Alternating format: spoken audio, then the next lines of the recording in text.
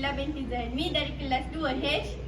Hai, Assalamualaikum. Nama saya Nina Ratila binti Zakaria dari kelas 2H.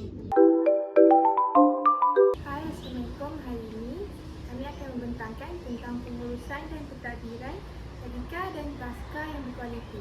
Sebelum pergi dengan lebih lanjut, untuk menubuhkan tadika, seorang perlulah memahami ciri dan kefahamannya.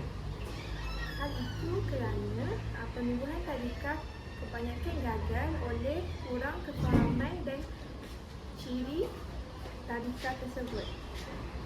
Oleh itu, jom kita membincangkan tentang pengurusan dan pentadbiran tadika taska yang berkualiti. Etika perguruan bermaksud satu set tingkah laku atau tanggungjawab guru kepada masyarakat, negara, pelajar dan ibu bapa pelajar. Guru perlu memiliki kod etikanya sendiri demi memartabatkan profesion perguruan. Kod etika dianggap penting kerana kod etika menyediakan garis panduan bagaimana bertingkah laku dalam profesion perguruan.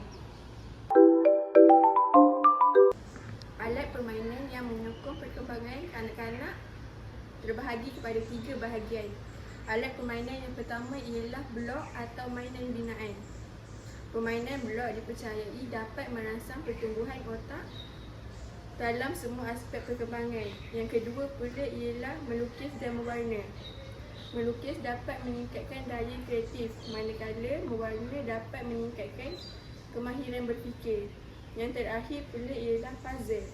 Permainan puzzle akan meningkatkan kemahiran kreatif anak-anak dalam menyelesaikan masalah.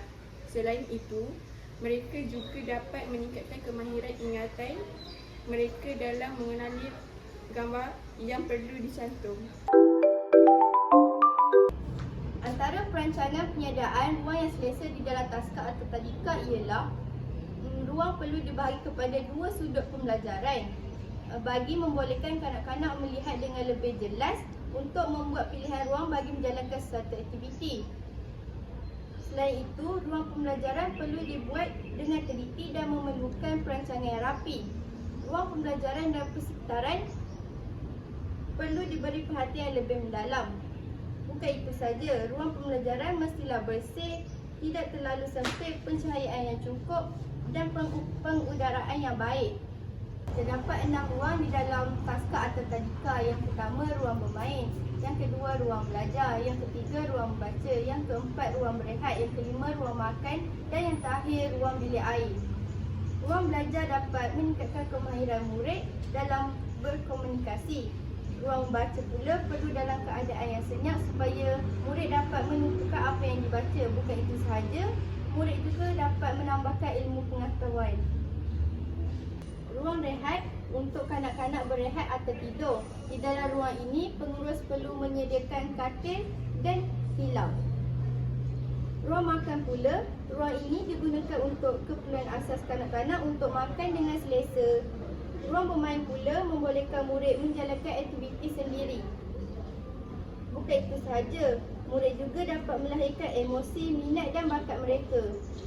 Yang terakhir ialah ruang bilik air. Ruang bilik air berfungsi untuk memberi keselesaan kepada kanak-kanak dan memudahkan pembantu tadika menguruskan kanak-kanak. Bukan itu sahaja, guru juga dapat mengajar kanak-kanak penjagaan kebersihan diri. Terdapat 10 peranan guru dalam penjagaan keselamatan di taska atau tadika. Antaranya ialah guru perlu memastikan kanak-kanak berhati-hati semasa berada di kawasan sekolah. Selain itu, guru juga boleh mengadakan pameran atau ceramah untuk memberi kefahaman kepada kanak-kanak tentang keselamatan.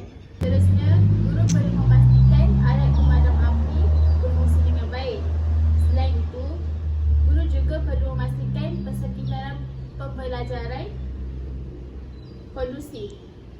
Guru juga perlu sentiasa menegur kanak-kanak yang membuat kesalahan atau berkelakuan yang tidak elok.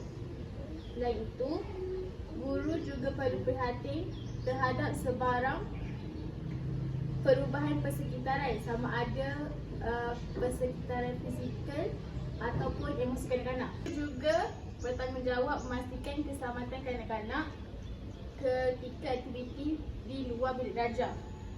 Selain itu, guru bertugas di pintu masuk ataupun di kawasan sekolah semasa atau selepas persekolahan. Dan akhir sekali, sebarang perubahan yang berlaku, guru perlu mengambil tindakan dengan segera. Kelima pula ialah merancang pemakanan nutrisi kanak-kanak.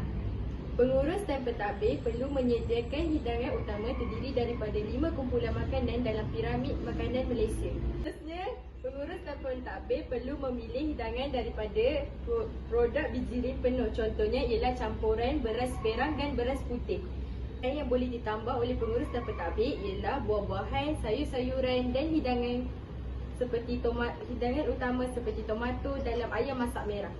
Tambahkan satu sajian makanan daripada kumpulan ikan, ayam, daging atau telur serta kekacang seperti kacang panggang, kacang pes, dal atau tahu. Contohnya campurkan kacang pes dalam resepi ayam masak kicap atau campurkan tempe dalam sambal ikan bilis. Pengurus dan pentadbir juga boleh merancang menu nutrisi untuk kanak-kanak untuk makanan snack. Pengurus dan pentadbir juga boleh memilih snack berkhasiat seperti sayur-sayuran, buah-buahan, roti, bijiran penuh, susu dan keju dan daging.